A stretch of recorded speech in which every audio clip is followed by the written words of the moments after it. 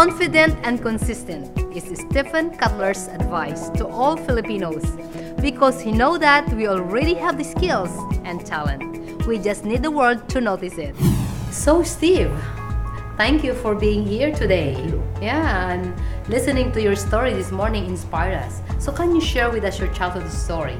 Well, I was born in the middle of the United States, and the value of that is that it's a very traditional and family-oriented area.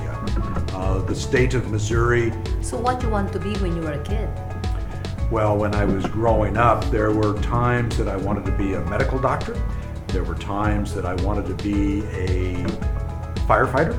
But in the high school era, decided that I wanted to join a police department. And that's where I spent my college and learning about law enforcement. And then my final 2 years of college, I switched majors and went into political science.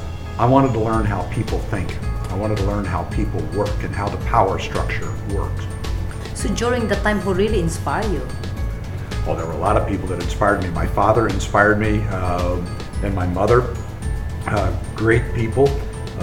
Dad did quite a bit of traveling around the world, and he would come back with stories. Of course, I was young and in school, so I didn't travel with him. He was doing business around the world.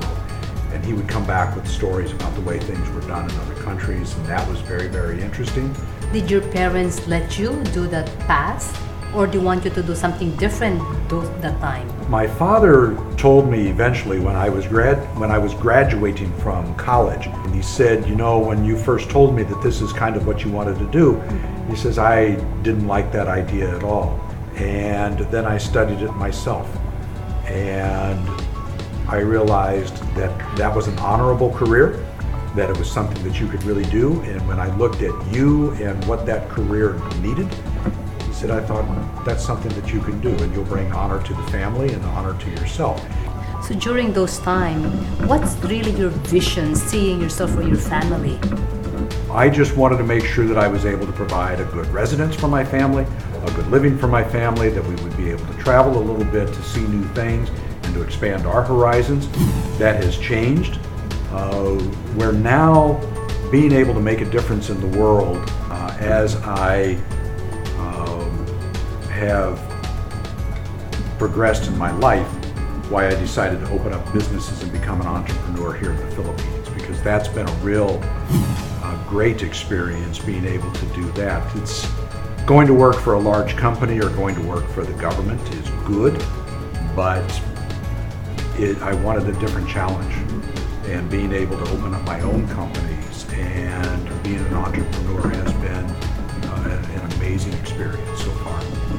So, but how you came to Philippines? Well, I was assigned here to the Philippines for the FBI. Remember, I worked for the FBI for 22 years, the Federal Bureau of Investigation. In order to rise through the ranks of the FBI, you have to compete for positions. You have to file an application and actually compete. And one of those positions that I competed for was to be the head of FBI operations in the Philippines. I competed for that position and was actually selected. So I got here, and as time progressed, I realized that there were some opportunities here to do some things. So I decided that I would work with some local partners, and we opened up some local businesses, and there we are today. So why you decided to really settle in Philippines, and you have so many opportunities around the world? The opportunity to make a difference in people's lives, I think, is greater here than if I had tried to do the same in the United States or Western Europe. There are opportunities to make money, but to change the way the system works and to change the way people live their lives, the opportunities are here. So Steve, why do you really want to help Filipinos? I don't want to use the term need help, because I really don't think that's the case, but I think there are some opportunities to collaborate with the very, very smart and good people here. We have a group of people, especially the younger ones, who are comfortable with technology and who see the value of technology to their lives. They're very, very comfortable. They're very confident in the use of technology. So the companies that I'm associated with now are very technology based. They're also very exciting because the people with whom I am working on these companies are bright people, they're well-educated people, and they see the future. They see the ability of technology to change people's lives. Why do you think that foreigners should invest in Philippines? English language capability, the legal system within the Philippines is much more Western than what we see in Indonesia, Malaysia, and so on. And just the way business is done. We have a lot of businesses here that are ISO certified, so they understand international standards, they understand the way things are done. What we should do as Filipinos to really encourage also the investors to invest here? One is what we call the rule of law. I think the Philippines needs to strengthen the ability of the courts and the legal system to resolve problems.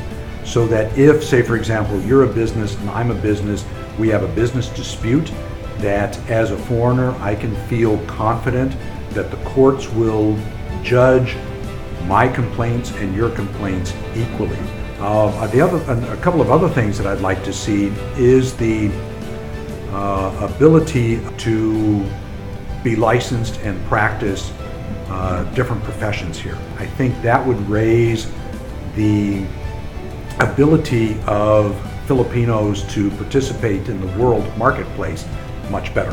But the other thing that I think needs to be done is that Filipinos themselves need to market themselves better. You've got a tremendous group of people here. I think Filipinos do need to understand that they are competitive in the world marketplace. Thank you. All right, thank you very much. It was wonderful. Thank you. Wonderful. Every success has its struggles. Every dream has its trials and tests. Listen to their stories, because if they did it, you can also be called self-made.